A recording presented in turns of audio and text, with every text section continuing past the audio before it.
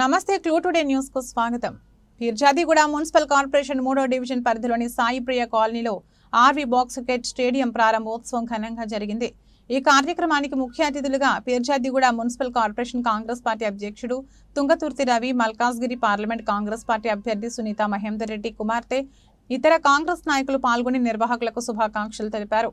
ఈ సందర్భంగా ముఖ్య నేతలు మాట్లాడుతూ కాంక్రీట్ జంగల్ గా మారిన నేటి పట్టణాలలో యువకులకు క్రీడా స్థలాలు కరువయ్యాయని, ఇలాంటి బాక్స్ క్రికెట్ స్టేడియాలు యువతకు ఆనందంతో పాటు ఆరోగ్యాన్ని ఇస్తాయని, ఔత్సాహిక క్రికెటర్లకు బాక్స్ క్రికెట్ స్టేడియాలు ఎంతో దోహదపడతాయని తుంగతుర్తి రవి తెలుపుతూ నిర్వాహకులకు శుభాకాంక్షలు తెలిపారు.